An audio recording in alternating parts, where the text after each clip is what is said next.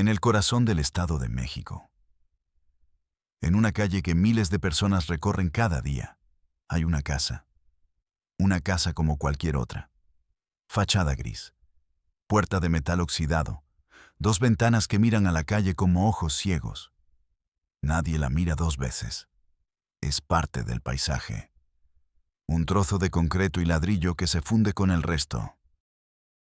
Pero dentro de esa casa, detrás de esas ventanas, el tiempo se detuvo hace casi un siglo. Y el horror echó raíces.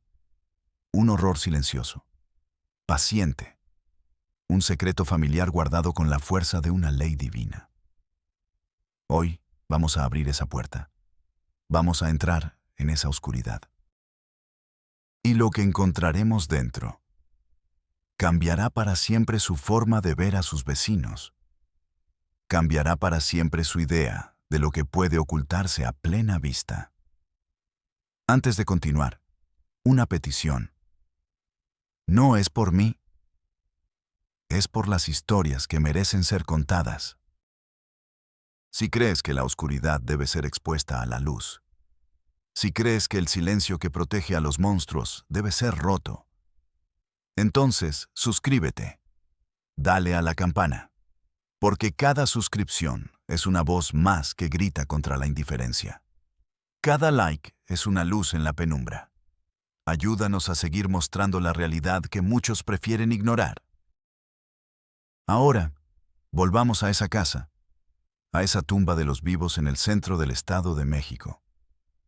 Todo comenzó con un número, el número 14, en la puerta de una casa que no aparecía en los registros del censo. Sofía era una trabajadora social, joven, recién llegada a la zona. Tenía una lista de direcciones que verificar, un trabajo rutinario. Aburrido incluso. La casa número 12, check. La número 16, check. Pero el número 14 no estaba. En su lugar había un muro sin pintar y una puerta que parecía sellada. Sofía anotó la discrepancia en su libreta. Inmueble aparentemente abandonado o inexistente. Siguió su camino, pero algo la detuvo. Un movimiento.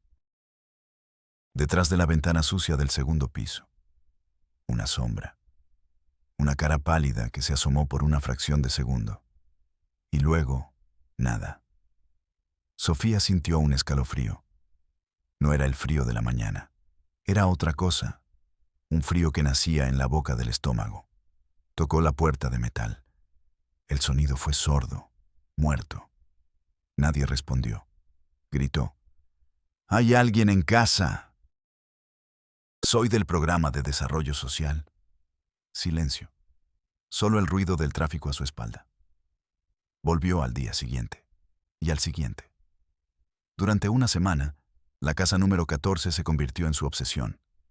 Los vecinos no ayudaban. «Ahí no vive nadie, señorita. Esa casa lleva vacía años. Dicen que espantan. Mentían, o peor aún. Habían elegido no saber. Habían construido un pacto de silencio alrededor de esa fachada gris. Una noche, Sofía pasaba por la calle. Era tarde. Y escuchó algo. Un sonido que no encajaba. Música. Una melodía de piano. Torpe, errática. Como tocada por un niño que apenas descubre las teclas. La música venía de la casa. De la casa donde no vivía nadie. Se acercó, pegó la oreja a la puerta de metal. La melodía se detuvo de golpe, y fue reemplazada por un grito ahogado.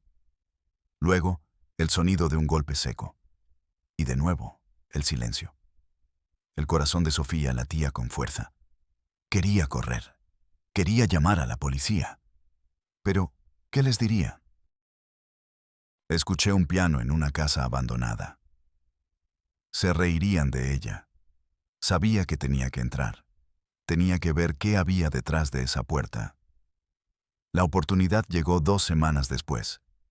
Una lluvia torrencial, de esas que inundan las calles y apagan el mundo. Sofía estaba vigilando la casa desde su coche, y entonces lo vio. La puerta de metal se abrió una rendija. Una mujer anciana, encorvada, salió con una cubeta. La vació en la corriente de agua sucia que corría por la acera.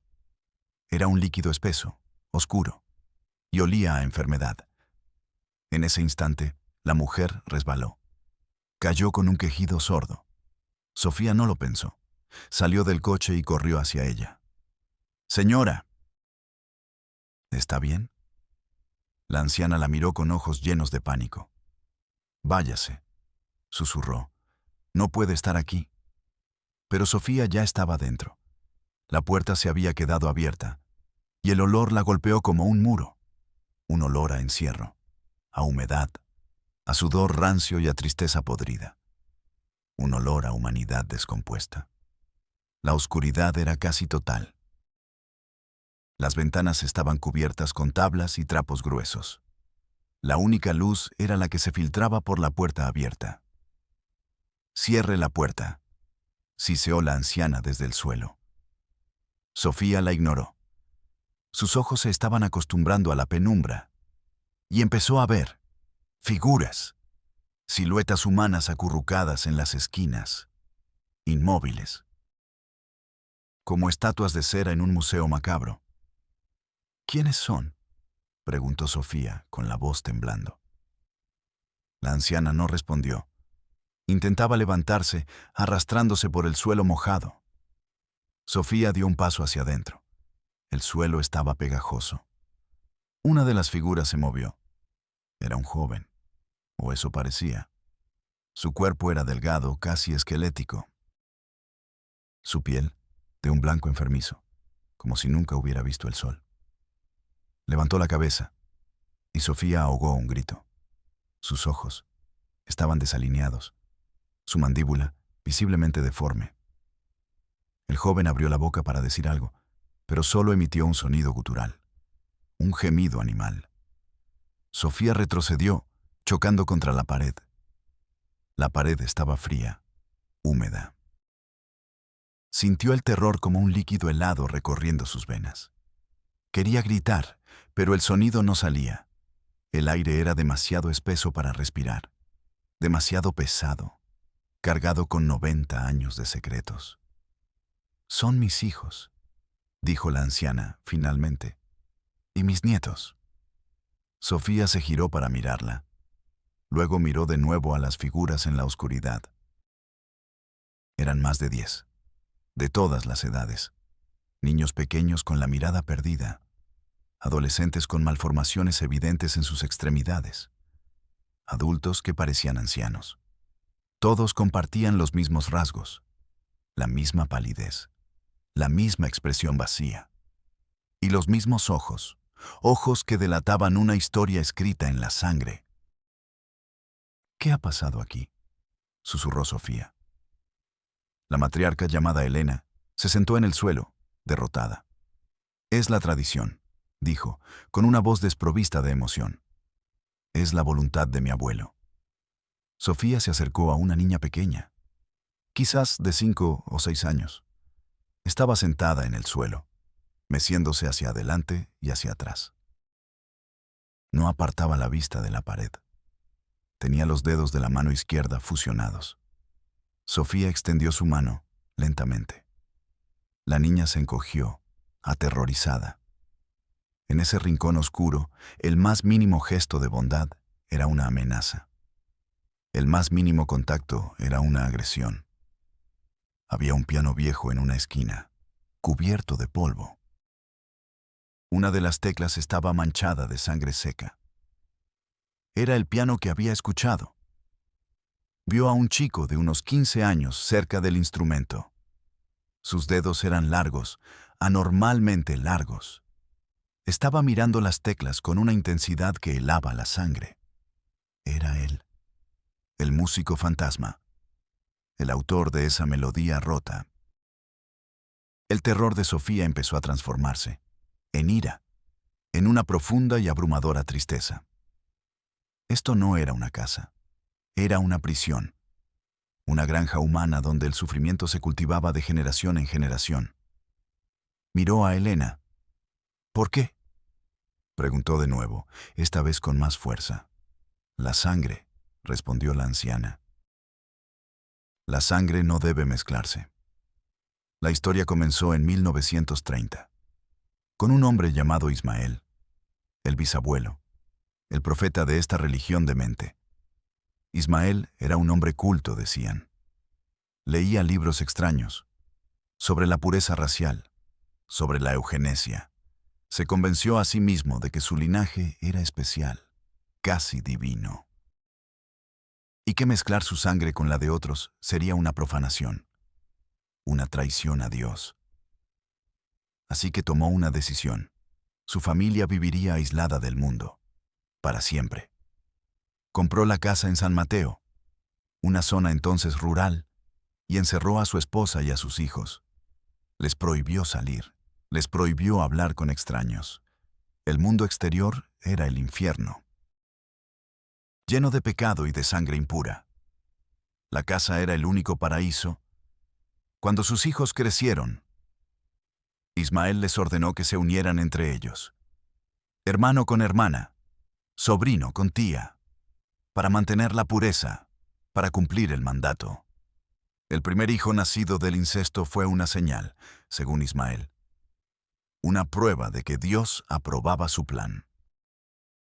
Pero la biología no entiende de profecías.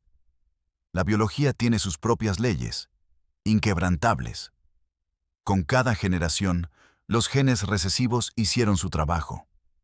Las enfermedades aparecieron, las malformaciones, los problemas cognitivos. Pero para la familia, esto no era una tragedia. Eran marcas sagradas, señales de su singularidad. Pruebas de que eran diferentes, elegidos. Ismael murió, pero su ley ya estaba grabada en el alma de sus descendientes.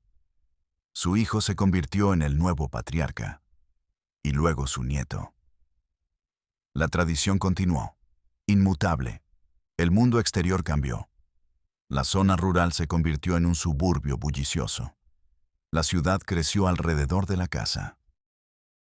Pero dentro, el tiempo seguía congelado en 1930. Los niños nacían en la oscuridad, crecían sin ver el sol. Aprendían una única verdad. La sangre es sagrada. El mundo es peligroso. La familia es todo. No conocían otra realidad. No sabían que existían otros colores, además del gris de las paredes.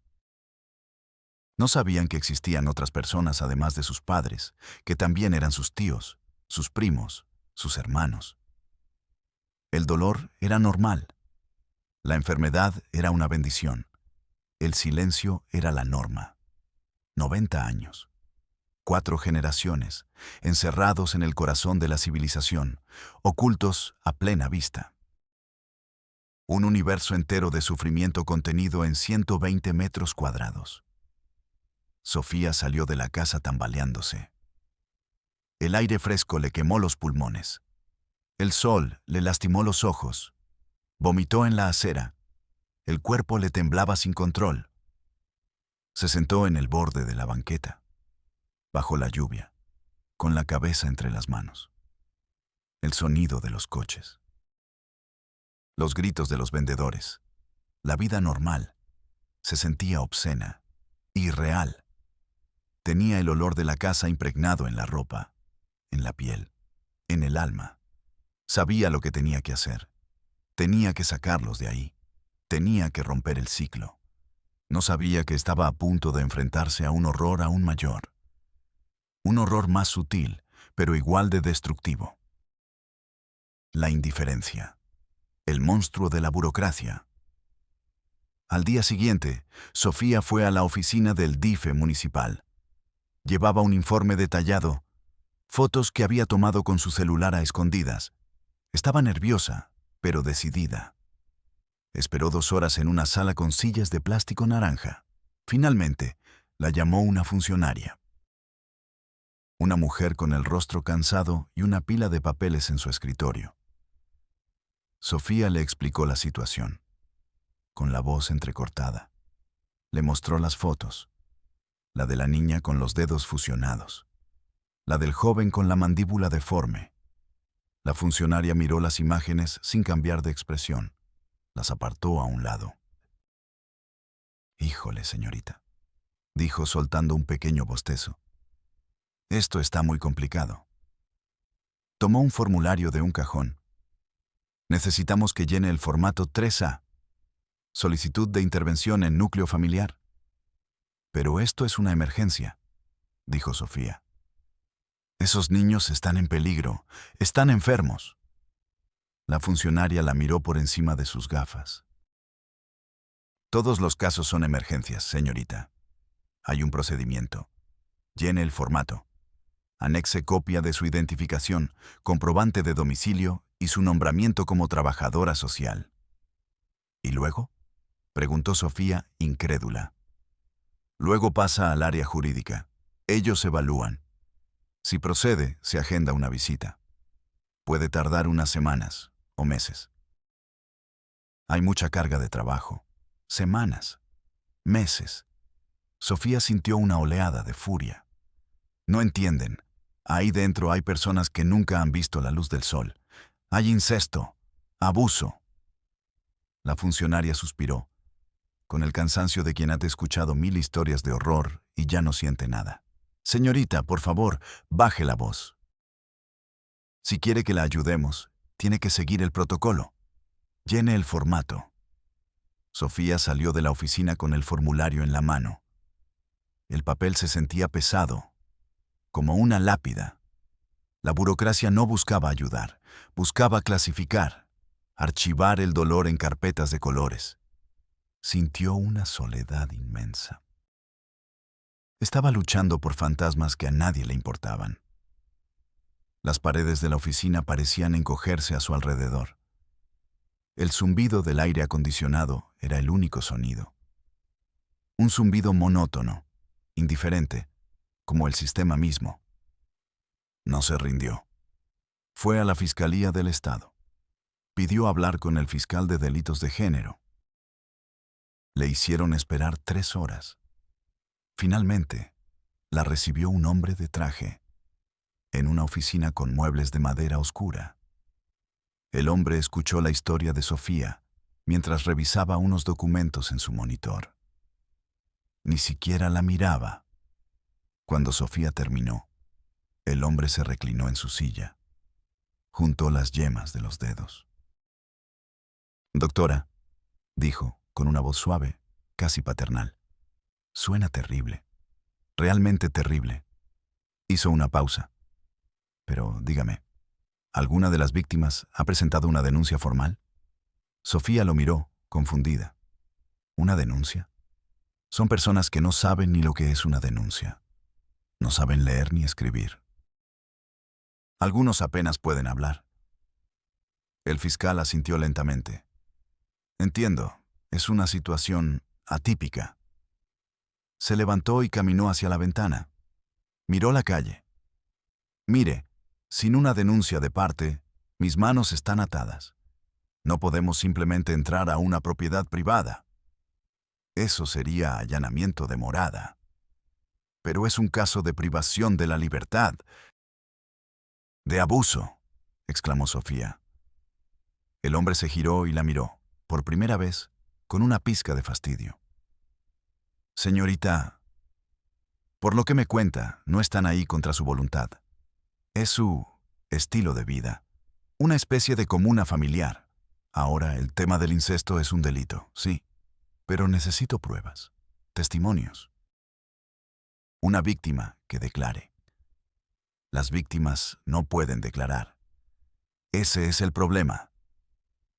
El fiscal suspiró y volvió a su escritorio.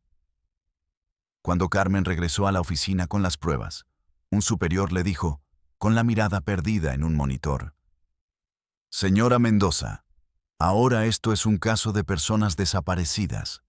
Eso le corresponde a otra dependencia. Llene el formato 2B». Sofía sintió que la frase no era para ella. Era una cita, un guión aprendido. El sistema no buscaba justicia. Buscaba ordenar el horror en carpetas, clasificarlo, archivarlo hasta que fuera olvidado. Haga esto, dijo el fiscal, cambiando el tono a uno más práctico. Vaya a la Comisión de Derechos Humanos. Plantee el caso como una violación a sus garantías individuales por usos y costumbres. Quizás ellos puedan hacer algo. La estaba despidiendo. La estaba mandando a otro laberinto burocrático, a otra sala de espera, a otro formulario. Sofía se levantó.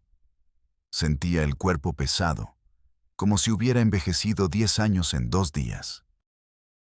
Al salir de la oficina, escuchó al fiscal hablar por teléfono. Sí, mándame el reporte de lo de Tlalnepantla. Y apúrate, que tengo boletos para el fútbol. La puerta se cerró con un clic suave, y Sofía se quedó sola en el pasillo. El pasillo era largo, blanco, estéril, como un hueso limpio. Sintió ganas de gritar, de romper algo, de golpear las paredes hasta que alguien la escuchara. Pero solo se quedó ahí, quieta, sintiendo el peso de la indiferencia del mundo sobre sus hombros. Cada puerta cerrada era un ladrillo más en el muro de esa casa. Cada formulario era un clavo más en el ataúd de esa familia. El sistema no era un aliado, era parte de la prisión. El carcelero invisible. Sofía pasó las siguientes semanas en un infierno de papeleo. Llenó el formato 3A, el 2B, el 7G. Habló con secretarias, asistentes, coordinadores, directores. Cada uno la enviaba a una oficina diferente, a un nuevo piso, a un nuevo anexo. La historia se desgastaba con cada repetición. El horror se convertía en un expediente. El número 1345/2025. Una noche, desesperada, hizo algo que nunca pensó que haría. Llamó a un contacto que tenía en un periódico local. Un periodista de la vieja escuela. De esos que todavía creían que su trabajo podía cambiar algo. Le contó todo. El periodista no la interrumpió. Cuando terminó, hubo un largo silencio al otro lado de la línea. Mándame las fotos, dijo finalmente. Y la dirección. Mañana a las 8 de la mañana, esto estará en primera plana. Y lo estuvo. Familia oculta. 90 años de incesto y encierro por tradición. El titular era una bomba. Esa mañana, la calle frente a la casa número 14 ya no era normal. Estaba llena de cámaras de televisión, de reporteros, de patrullas de la policía estatal. La misma policía que no había hecho nada. El mismo DEF que le había pedido llenar un formulario. Ahora estaban todos ahí, posando para las cámaras, dando declaraciones solemnes. Llegaremos hasta el fondo de este lamentable asunto. No descansaremos hasta que se haga justicia. La puerta de metal fue derribada con un ariete. La oscuridad del interior fue invadida por la luz de las cámaras. Y el mundo, finalmente, vio. Vio los rostros pálidos, los cuerpos frágiles, los ojos aterrorizados por la luz del sol. Los sacaron uno por uno, cubiertos con mantas, como si fueran pruebas de un crimen. Y en cierto modo, lo eran.